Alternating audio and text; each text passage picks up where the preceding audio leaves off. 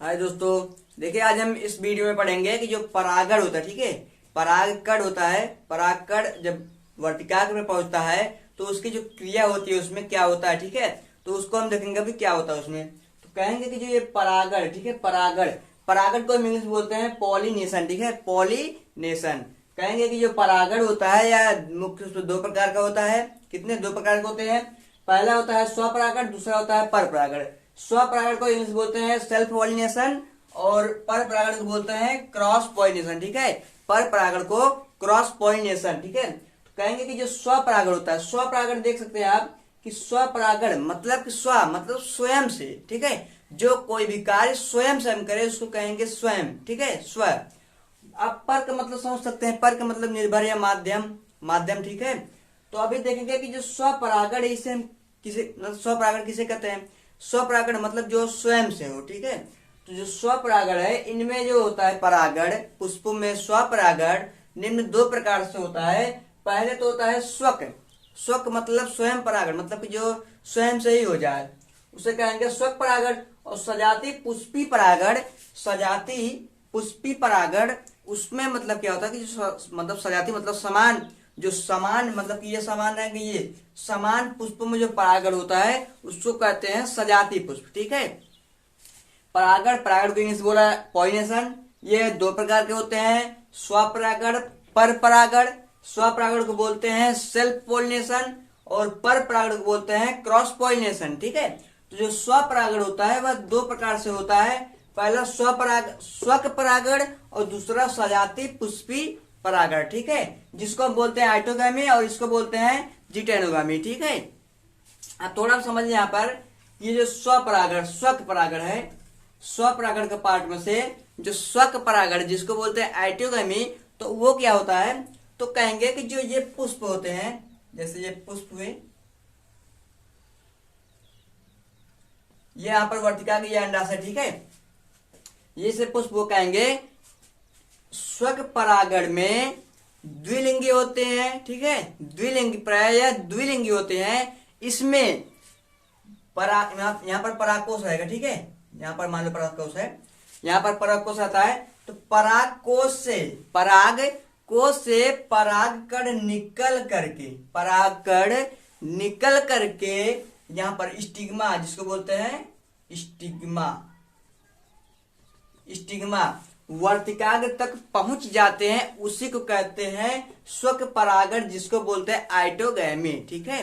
तो स्वपरागण के पहले स्टेज में होता है जिसको बोलते हैं स्वपरागण आइटोगैमी, जिसमें होता क्या है सजाती मतलब कि द्विलिंगी पुष्प से, द्विलिंगी पुष्प से पुष्प के परागकोश से परागकण निकल करके ये धीरे धीरे क्या करते हैं वर्तिकाग्र तक पहुंच जाते हैं, जिसको हम कहते हैं आइटोगैमी या स्वक परागण, ठीक है, जिसको कहते हैं स्वक परागण।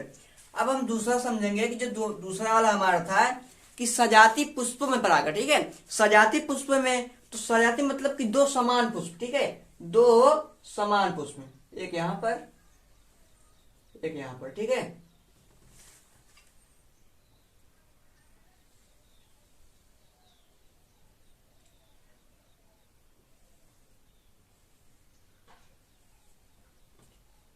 ठीक है, सजाती का मतलब दो, मतलब कि पौधे तो एक ही रहेगा मगर उसमें दो पुष्प रहेंगे, ठीक है। दूसरे स्टेज में जो स्वपरागण का दूसरा स्टेज होता है जिसको बोलते हैं सजाती पुष्पी परागण। तो सजाती पुष्प मतलब कि समान जाति, एक ही जाति के मतलब एक ही पौधे के दो पुष्प, ठीक है। तो जो दो पुष्प रहेंगे तो इसी मतलब किसी एक पुष्प के परागकोश से परागकण निकल करके दूसरे, यहां पर ये पहला पुष्प हुआ, ये दूसरा, ठीक है। पहले पुष्प के परागकोश से परागकण निकल करके दूसरे पुष्प के वर्तिकाग्र तक स्टिग्मा तक पहुंच जाता है, जिसको हम बोलते हैं सजाती पुष्प परागण। स्वपरागण का दूसरा जो स्टेज होता है वह सजाती पुष्प परागण होता है, जिसको बोलते हैं जिटेनोगामी, ठीक है, जिसको बोलते हैं जिटेनोगामी। इसमें होता है एक ही पौधे के दो पुष्प होते हैं, एक पुष्प के परागकोश से परागकण निकल करके वह दूसरे पुष्प के वर्तिकाग्र तक पहुंच जाते हैं, जिसको हम कहते हैं जिटेनोगामी या सजाती पुष्पी परागण, ठीक है। अब हम देखेंगे कि जो स्वपरागण है, स्वपरागण, इससे लाभ या हानि होता है, ठीक है। इससे क्या लाभ होते हैं, क्या हानि होते हैं, उसको हम देखेंगे, ठीक है। तो पहले हम देखेंगे कि लाभ वाले में स्वपरागण से लाभ, ठीक है। स्वपरागण से लाभ क्या होते हैं, कहेंगे कि जो स्वपरागण होता है यह एक निश्चित, यह क्या होता है, एक निश्चित घटित प्रक्रिया होता है। क्या होता है, निश्चित घटित प्रक्रिया होता है, जिससे क्या होता है, वंश चलता रहता है, ठीक है। इसको हम कहेंगे क्या, इसको कहेंगे निश्चित घटित प्रक्रिया, ठीक है। निश्चित घटित प्रक्रिया, यह एक निश्चित घटित प्रक्रिया होता है जिससे जिससे इनका वंश जो होता है चलता रहता है, ठीक है। तो दूसरा, ये हमारा पहला लाभ हो गया स्वपरागण से, ठीक है। तो स्वपरागण से दूसरा लाभ देखेंगे और इसको हम कह सकते हैं कि स्वपरागण में, स्वपरागण के फलस्वरूप इसमें दूसरे पौधों पर निर्भर नहीं रहता, ठीक है। इसमें किसी दूसरे अन्य पुष्प पर निर्भर लैंगिक जन क्रिया किए किसी दूसरे पुष्प पर निर्भर नहीं रहना पड़ता है, ठीक है। किसी दूसरे पुष्प पर निर्भर नहीं रहना पड़ता, ठीक है। दूसरे पुष्प पर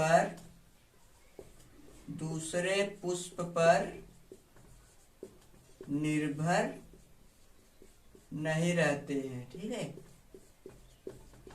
दूसरे पुष्प पर निर्भर नहीं रहते, ठीक है। थोड़ा तीसरा देखते हैं लाभ क्या होता है। तीसरा लाभ क्या होता है, इसको हम कह सकते हैं कि जो मतलब कीटों को परागण के लिए जो आकर्षक बनते हैं, आकर्षक की मतलब कि सुगंधित एवं आकर्षक नहीं होना पड़ता।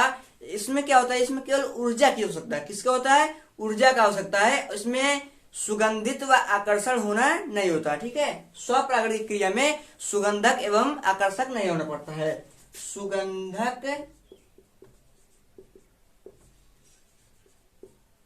सुगंधक नहीं होना पड़ता, ठीक है। सुगंधक नहीं होना पड़ता, ठीक है। सुगंधक नहीं होना पड़ता। अब देखेंगे कि जो हमारा ये कुछ हमारे लाभ हो गए स्वपरागण से। अब इसमें देखेंगे कि जो थोड़ा हानि क्या होता है। हानि मतलब कि स्वपरागण क्रिया से कि पुष्पों में हानि क्या होता है, ठीक है। तो पुष्पों में जो पहला हानि होता है उसको हम कहेंगे कि जो बीज बनते हैं, बीज, जो बीज बनेंगे,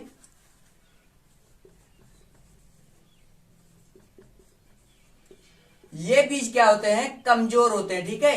ये जो बीज होते हैं ये क्या होते हैं, ये कमजोर, मतलब कि जो स्वपरागण से लैंगिक जन की क्रिया होगी उसमें होता क्या है कि उसमें जो बीज का निर्माण होगा वो बीज क्या होगा, वे कमजोर रहेंगे, ठीक है। कमजोर रहेंगे, वे अच्छे नस्ल के नहीं रहेंगे, ठीक है। अच्छे नस्ल के नहीं रहेंगे, ठीक है। नहीं, अच्छे नस्ल के रहेंगे, ठीक है, लेकिन ये बीज जो होंगे वह कमजोर होंगे, ठीक है। अब हम दूसरा समझेंगे, दूसरा जो हानि होती है इसमें कि ये जो बीज बनते हैं, मतलब बीज फल बनते हैं इसके, वो क्या आते हैं, वे तो एक संख्या में, इनके जो बीज रहेंगे संख्या में कम रहेंगे, संख्या में कम, ठीक है। संख्या में कम रहेंगे और आकार एवं भार, ठीक है। भार में क्या होते हैं, हल्के रहेंगे, ठीक है। आकार में छोटे और भार में जो रहेंगे हल्के रहेंगे, ठीक है। दूसरा कमी हुआ। और तीसरा कमी होता क्या है कि ये जो बीज होते हैं ये शीघ्र नहीं पकते हैं और इन्हें प्रतिकूल का सामना नहीं करना पड़ता, ठीक है। इसमें प्रतिकूल का सामना नहीं करना पड़ता, ठीक है।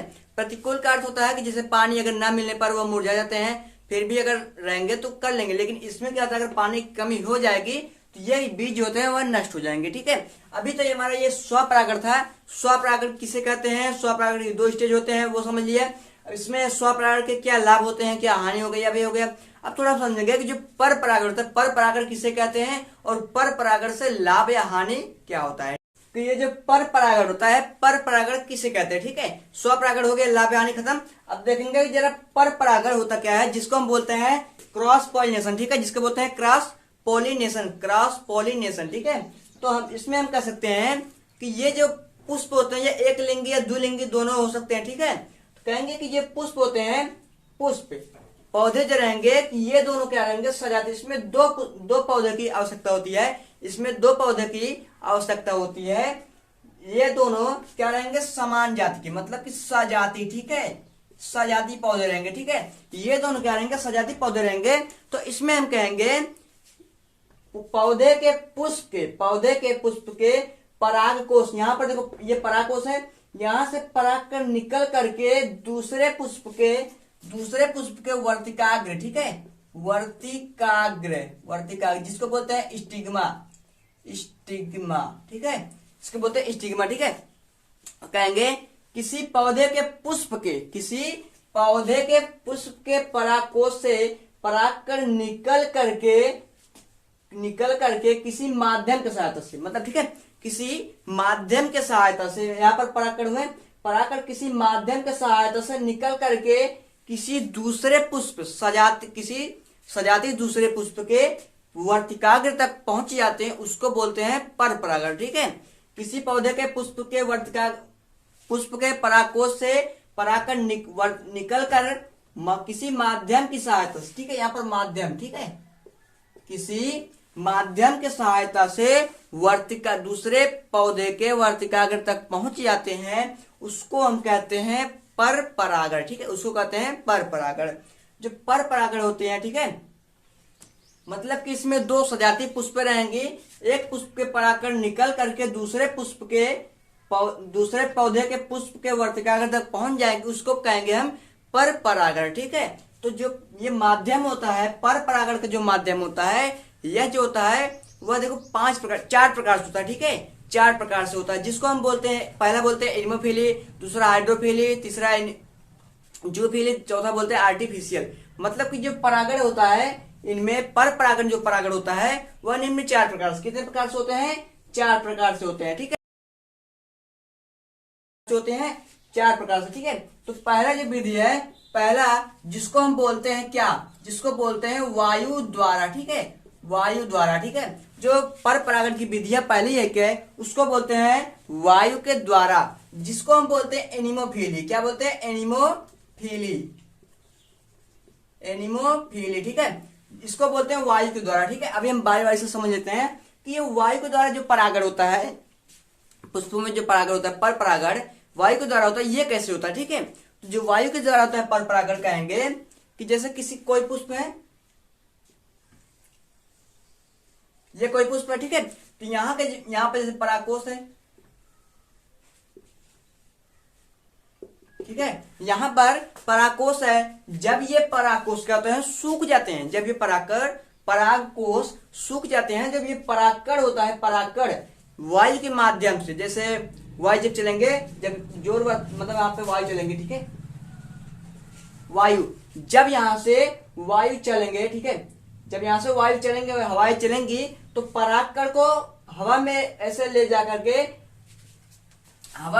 के किसी भी दूसरे पुष्प या इसी पुष्प में, ठीक है, दूसरे पौधे के पुष्प में क्या करता है, पुष्प के वर्तिकाग्र तक पहुंचा देता है, ठीक है। ये क्या होता है, वायु के माध्यम से, ठीक है, वायु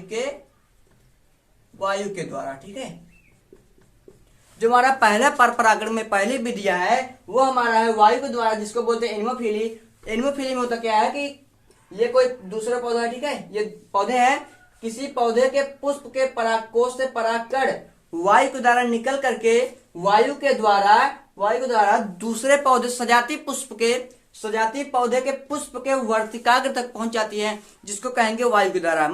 बस इसमें कुछ भी करना है, मतलब कि जो परागण की विधियां होती हैं वो वायु के द्वारा, किसके, वायु के द्वारा, ठीक है। बस सिंपल बोलेंगे कि इसमें से परागकण निकल करके वायु के द्वारा ही दूसरे पौधे के पुष्प के वर्तिकाग्र तक पहुंच जाएंगे, उसको कहेंगे हम पर परागण, ठीक है, वायु के द्वारा पर परागण, ठीक है। अब दूसरा हम समझेंगे कि दूसरा जो होता है, दूसरा कैसे होता है, ठीक है।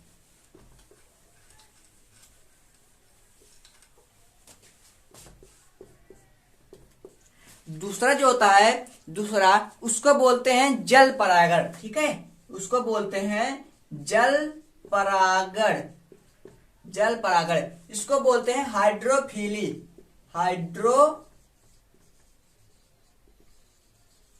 इसको बोलते हैं हाइड्रोफिली। तो देखेंगे कि जो दूसरा परागण की विधियां में से दूसरा जो विधि है क्या, इसको बोलते हैं जल परागण, मतलब कि जल के द्वारा, ठीक है। जल के द्वारा परागण कैसे होता है, तो जल के द्वारा होता क्या है, यहाँ पर जैसे 2 पुष्प रहेंगे, जल यहाँ पर जल है, यहाँ पर एक पुष्प, यहाँ पर एक पुष्प, बस इसमें भी वही, मतलब पर परागण आप जानते हैं, पर परागण कि सजाती पुष्प रहेंगे यहाँ से निकल करके उस यहाँ पर पहुंच जाएंगे, जो उसमें बीच में जो माध्यम की आवश्यकता होती है उसी को कहेंगे, ठीक है।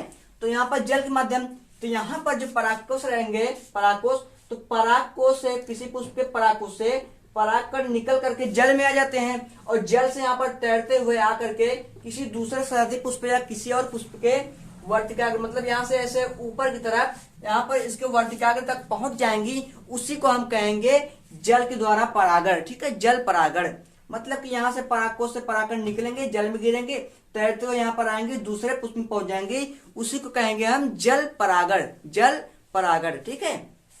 ये हमारा दूसरा समझिए, ठीक है। अब जरा हम समझेंगे कि जो तीसरा वाला होता है जिसको बोलते हैं जूफिली, जूफिली, ठीक है।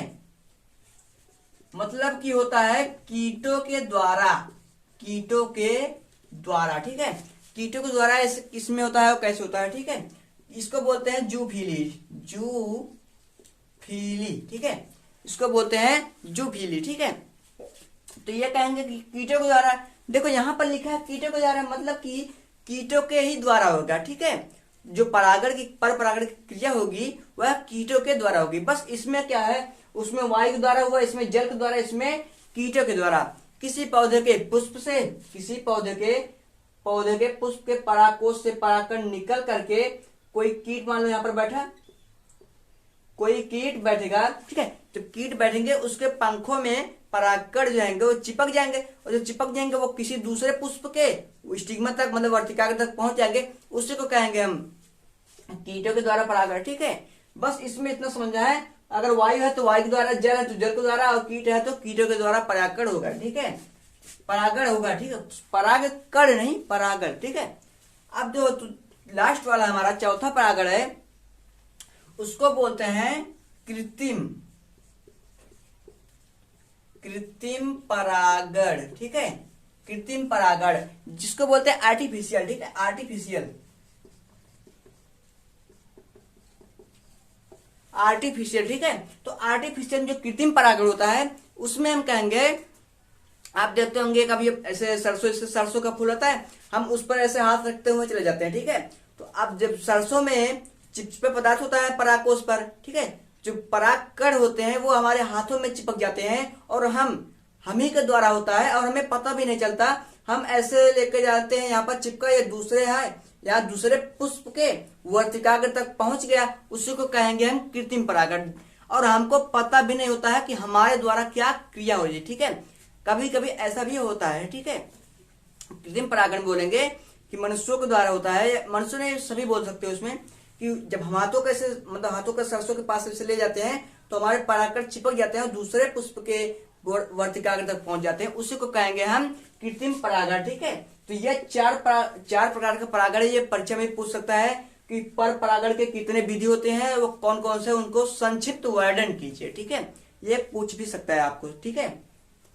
ये हमारा वायु की विधियां हो गई, कितने, मतलब कि परागण जो विधियां, कितनी विधि होगी, ठीक है। अब देखेंगे जरा थोड़ा सा कि इसमें कितने लाभ होते हैं, कितने मतलब क्या हानि होते हैं, क्या लाभ होते हैं, ठीक है। अब देखिए दोस्तों कि जो पर परागण है, पर परागण से क्या लाभ है, क्या हानि, उसको समझते हैं, ठीक है। तो पर परागण जो लाभ होते हैं, लाभ में हम कह सकते हैं कि पर परागण से लाभ क्या होते हैं, इसमें जो होते हैं, इसमें पर परागण से बनने वाले फल ये क्या होते हैं, ये सुगंधित व स्वादिष्ट होते हैं। क्या होते हैं, सुगंधित व स्वादिष्ट। ये क्या होते हैं, सुगंधित और स्वादिष्ट, ठीक है। सुगंधित व स्वादिष्ट होते हैं, पहला हमारा हो गया। अब दूसरा क्या होता है कि ये आकार में बड़े होते हैं और भार में क्या होते हैं, अधिक होते हैं, ठीक है। भार में ज्यादा वजन होते हैं, ठीक है। अब ये हमारा आकार में बड़े, ठीक है, आकार में बड़े, ठीक है। और इसमें क्या होता है कि जो प्रतिकूल अवस्थाओं का, प्रतिकूल का सामना करने की क्षमता रहता है। मतलब कि अगर इनके जो बीज होते हैं, बीज को अगर पानी ना मिले कुछ देर तक, मतलब कुछ समय के लिए, वो क्या करते हैं, वो सहन कर ले, क्षमता उनके पास रहता है, ठीक है। प्रतिकूलन का क्षमता उनके पास रहता है, ठीक है। इनके पास प्रतिकूल की क्षमता रहता है, ठीक है। और ये जो होते हैं ये अच्छे नस्ल के होते हैं, ठीक है। ये जो बीज बनते हैं इनसे इनसे बीज कमजोर नहीं होते, इनसे बीज कमजोर नहीं होते। ठीक है, कुछ हमारे इस प्रकार के लाभ हो गए। अगर पेपर में आपसे पूछता है तो ऐसे चार्ट बना करके यहाँ पर लाभ यहाँ पर हानि लिख करके लिखेंगे कि ये पुष्प होते हैं, मतलब कि पुष्प से बनने वाले फल जो होते हैं वो सुगंधित व स्वादिष्ट होते हैं। ये आकार में बड़े होते हैं, बाहर में मतलब कि अधिक होते हैं, और ये प्रतिकूल अवस्थाओं का सामना करते हैं। ठीक है, प्रतिकूल का सामना करते हैं। ठीक है, और कहेंगे कि ये जो होते हैं प्रतिकूल, ये जो बीज होते हैं इनके अच्छे नस्ल के होते हैं, इनके जो बीज बनेंगे वे अच्छे नस्ल के रहते हैं। ठीक है, कुछ ऐसे लिख देंगे। अब जो हानियां है, हानियां में हम लिखेंगे जो इनके हानि क्या होती है। पहला हानि तो यही होता है कि ये जो होते हैं ये परागण के लिए, मतलब कि पर परागण के लिए ये क्या होती हैं, ये दूसरे माध्यम के मतलब कि इन दूसरे पौधों पर निर्भर रहना पड़ता है। ये क्या होते हैं, दूसरे पौधों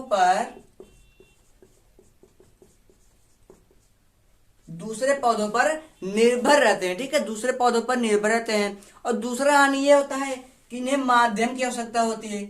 माध्यम, अब देखो माध्यम वही मैंने बताया ना, 4 विधि होती हैं, जल परागण, वायु परागण, यही सब होते हैं। ठीक है, जल के द्वारा, कीटे के द्वारा, जल, वायु। ठीक है, तो ऐसे बनाकर लिख देंगे। यहाँ पर कहेंगे कि जो दूसरे ये जो पौधे होते हैं पर परागण में, इनमें क्या होता है कि दूसरे पौधों पर निर्भर रहना पड़ता है, और ये इनमें माध्यम की आवश्यकता होती है, जैसे जल हो गया, वायु हो गया, कीटों के द्वारा हो गया, और कृत्रिम प्राणी द्वारा हो गया। ठीक है, तो इनमें होता है, इनको माध्यम की आवश्यकता होती है। ठीक है, अब हम कहेंगे कि इनमें जो परागण, पुष्पों में परागण के लिए परागकण अधिक नष्ट हो जाते हैं। ठीक है, पुष्पों में परागण के लिए परागकण अधिक नष्ट हो जाता है, जिनसे इनका वंश नहीं चलता। ठीक है, जिनसे इनका वंश नहीं चलता। और जो इसमें बीज बनते हैं, बीज वो क्या होता है, संकर होते हैं। ठीक है, संकर के होते हैं। ठीक है, जिससे उनका वंश क्या होता है, नष्ट हो जाता है। ठीक है, अब ये हमारा कुछ हानियां हो गई इस टाइप का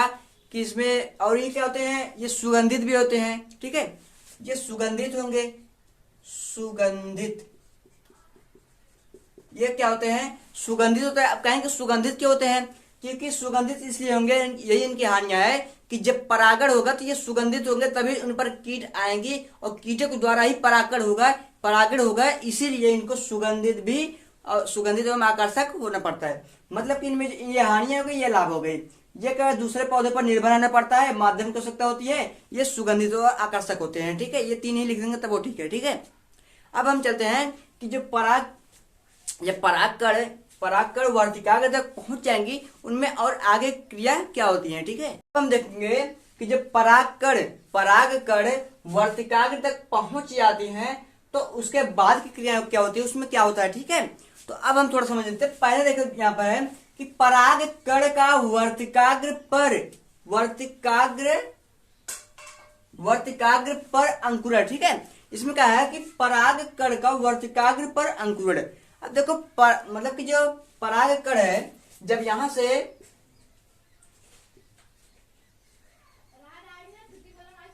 ठीक है, जब परागकण परागकोश से निकल करके वर्तिकाग्र तक पहुंच जाती है। ठीक है, जब परागकण मतलब परागकोश से परागकण निकल कर वर्तिकाग्र तक किसी माध्यम से जब पहुंच जाती हैं, तब क्रिया क्या होती है।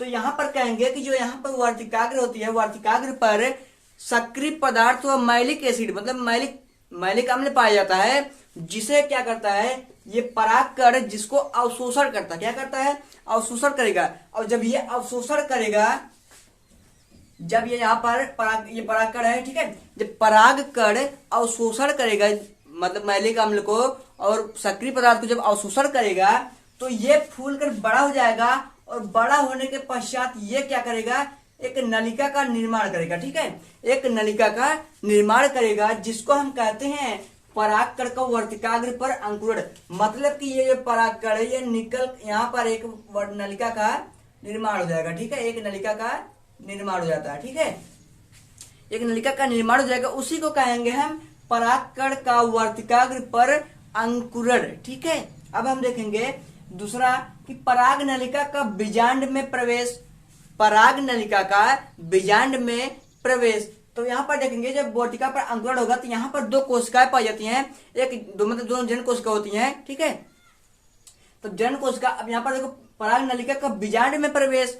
तो यहाँ पर देखेंगे कि जो बीजांड है इस बीजांड में कैसे प्रवेश करता है, तो हम कहेंगे कि जो हमारा ये दो कोशिकाएं होती हैं इसमें समसूत्री विभाजन होता है। ठीक है, ये लंबाई साथ बढ़ते हुए यहाँ पर पहुंच जाएगी और इसमें समसूत्री विभाजन होता है और विभाजन करने के फलस्वरूप ये क्या करता है, यहाँ पर बीजांड द्वार में प्रवेश करता है। ठीक है, बीजांड द्वार में प्रवेश कर जाता है, जिसको हम कहते हैं बीजांड पराग नलिका का बीजांड में प्रवेश। मतलब जब पराग नलिका बीजांड में प्रवेश कर जाएगी जिसको हम कहेंगे पराग नलिका का बीजांड में प्रवेश। अब तीसरा पराग नलिका बीजांड में प्रवेश जो कितने प्रकार से करती है, पराग नलिका में मतलब कि बीजांड द्वार में पराग नलिका कितने प्रकार से प्रवेश करती है, तो उसको हम कहेंगे कि जो बीजांड द्वार है, अगर भ्रूण मतलब बीजांड में हमने भी बताया था बीजांड वाले पार्ट में, अभी नेक्स्ट वीडियो पहले वाले वीडियो में तो बताया था कि अध्यवड़ पाया जाता है, निभाग पाया जाता है, बीजांड द्वार पाया जाता है। ठीक है, तो कहेंगे कि अगर बीजांड द्वार से गया